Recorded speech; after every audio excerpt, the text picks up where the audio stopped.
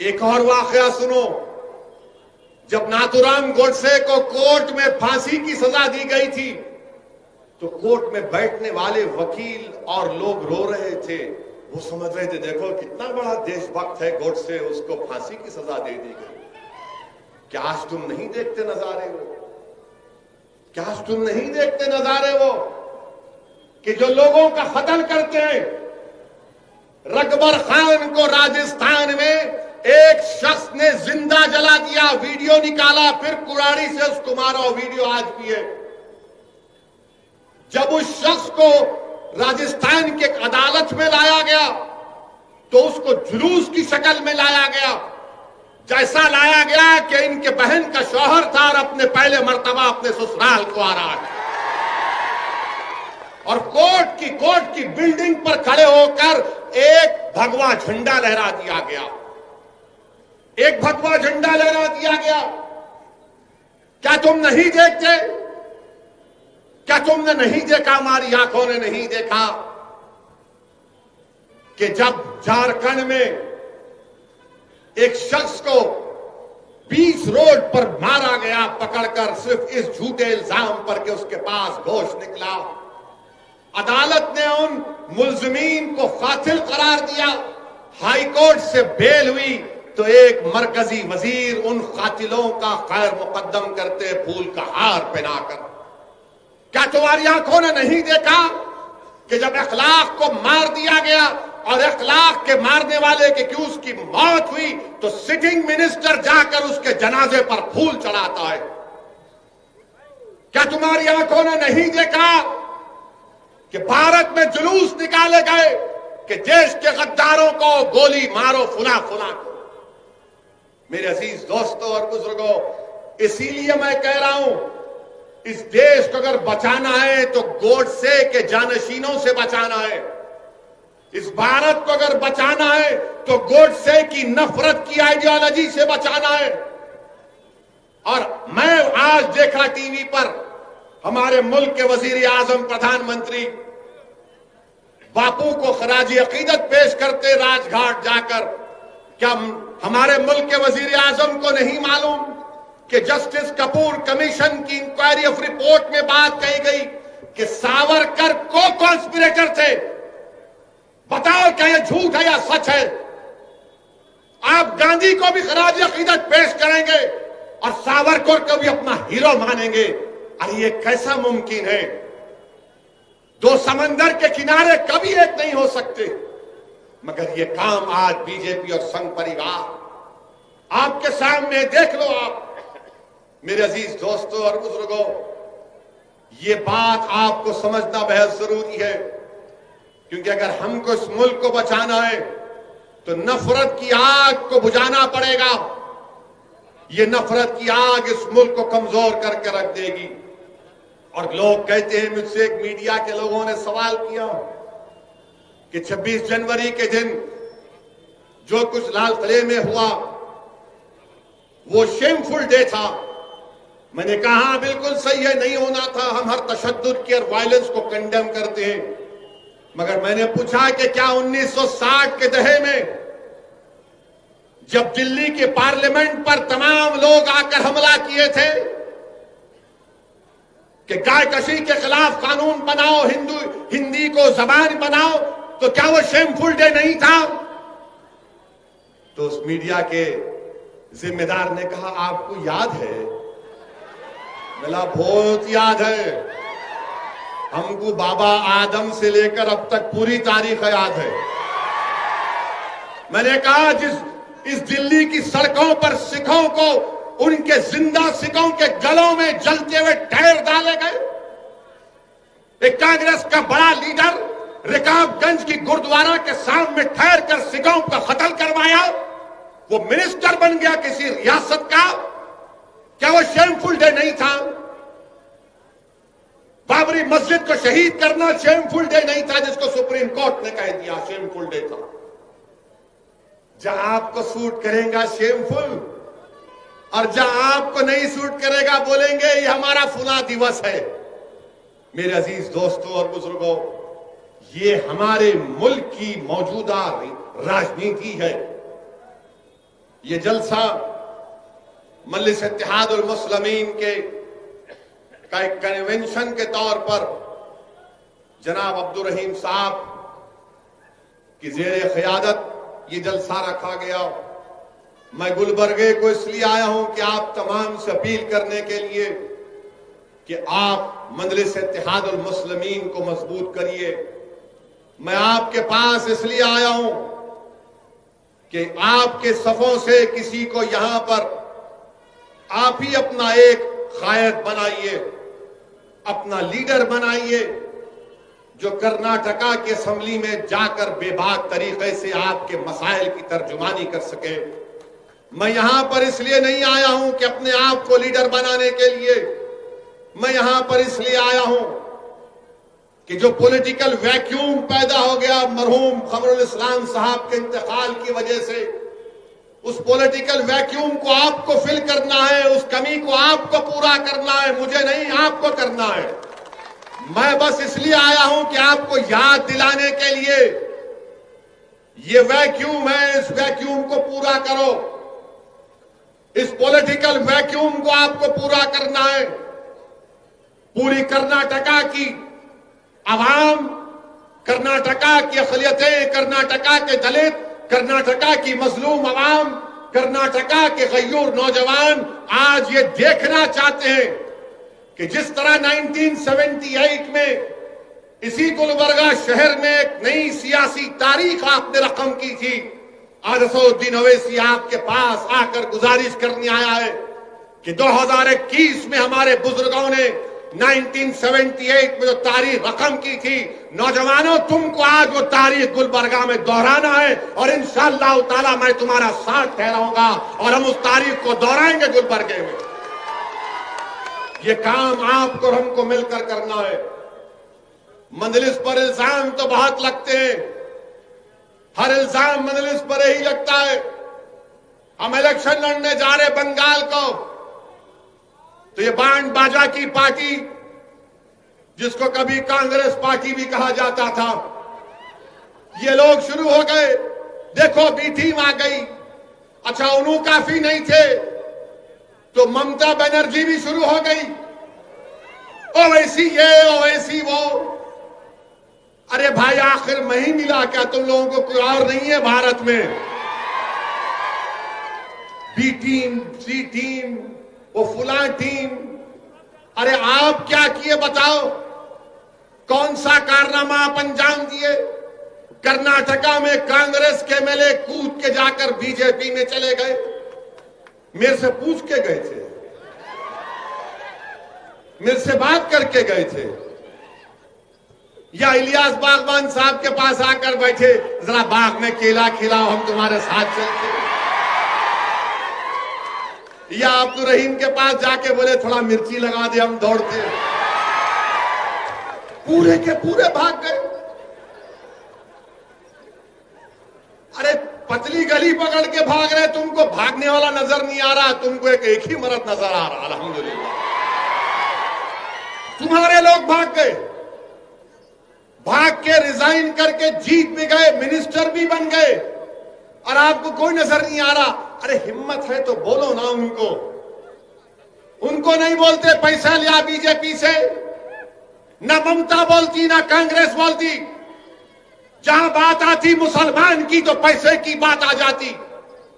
बताओ ये तुम्हारी फिरका परस्ती है, ये तुम्हारी घटिया सोच है कि जहां पर ओवैसी का नाम आया तो बी टीम, और जहां पर तुम्हारी पार्टी का आदमी भाग गया तो बोलते नहीं भटक गया उन्हें, वापिस आ जाता उन्हें। फिर मीडिया वाले पूछते ओवैसी, अरे नहीं नहीं उन्हें तो पूरा उनका ही है। मैं किसी का नहीं हूं, ना कभी किसी का रहूंगा। इंशाअल्लाह ताला मैं तुम्हारा था और तुम्हारा ही रहूंगा इंशाअल्लाह ताला। असदुद्दीन ओवैसी का तारुफ यह है, सुनो, मैं किसी तारीफ का मोहताज नहीं हूं। मैं पाक रसूल मोहम्मद सल्लल्लाहु अलैहि वसल्लम के दर का कुत्ता हूं, ये मेरी तारीफ और तारुफ है। मुझे किसी की तारीफ या हिमायत या वाहवाह की जरूरत नहीं है। मैंने हमेशा कहा और आज भी कह रहा हूं कि अल्लाह सुब्हानहू तआला ने अपने हबीब पाक सल्लल्लाहु अलैहि वसल्लम के सदक़े और तुफैल में मुझे इतनी इज्जत दी कि मैं कभी सोच भी नहीं सकता था कि मैं उस मुकाम पर पहुंचूंगा। मेरे अजीज दोस्तों और बुजुर्गों, लगाएंगे नारा, आखिर में लगाएंगे, बहुत लगाएंगे, लगाएंगे।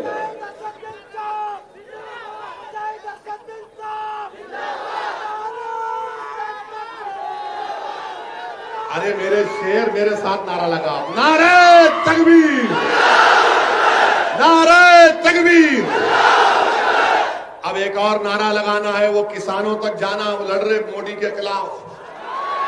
सिंगूर बॉर्डर पर मेरे शेरों लगाएंगे नारा, आप तो लगाओ, हिंदुस्तान, भारत, भारत।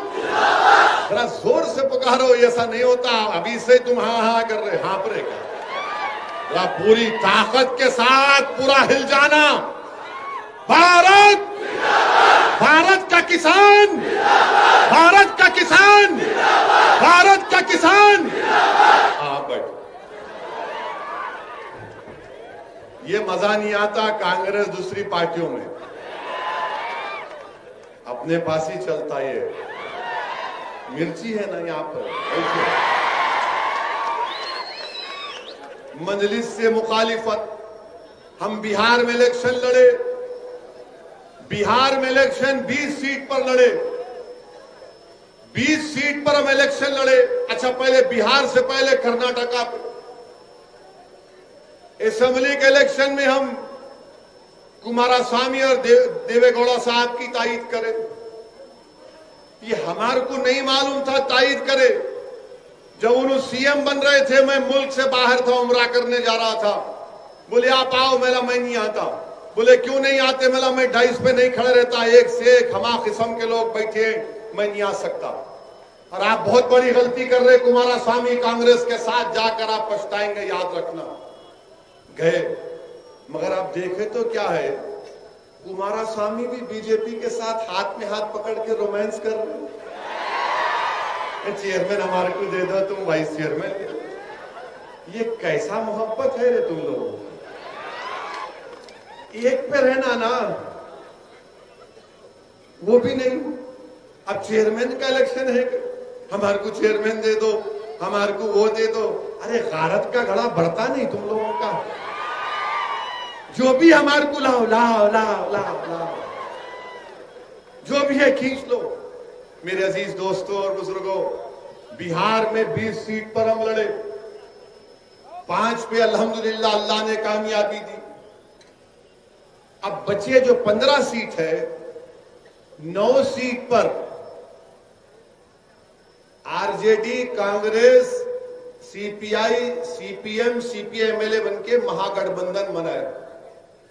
9 पे वो जीत गया हमारे खिलाफ, 6 पे नीतीश कुमार और बीजेपी जीते। अच्छा, वो 9 जो जीते, जहां पर हमारे 9 कैंडिडेट थे, उनकी मेजॉरिटी हमारे को जो वोट मिले उससे बढ़ के मिले। जो 6 एनडीए जीती, पानी पिला रहे, इतनी हिम्मत तुम्हारी, हम सबको पानी पिला रहे हो, हमारे को बॉटल दे रहे। 6 सीट पे एनडीए जीती, उनका जो टोटल वोट था वो मजलिस के उम्मीदवारों से बढ़ के था, हर कैंडिडेट का।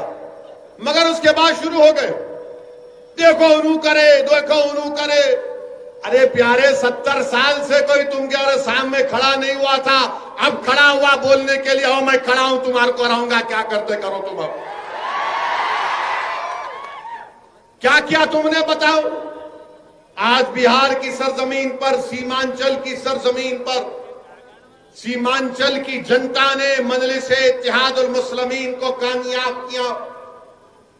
और वहां की खास तौर से खवातीन से जब जाकर मीडिया के लोग पूछते थे अब की बार किसको वोट देंगे, वो गोल टोपी वाले को दे रहे।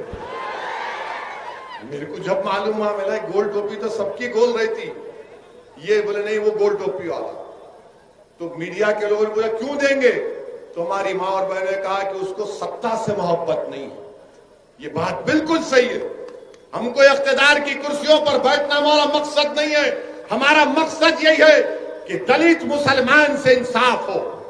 मुझे कोई मिनिस्टर बन के अपनी गाड़ी पे लाल लाइट लगाए टाई टाई करके निकलना नहीं है।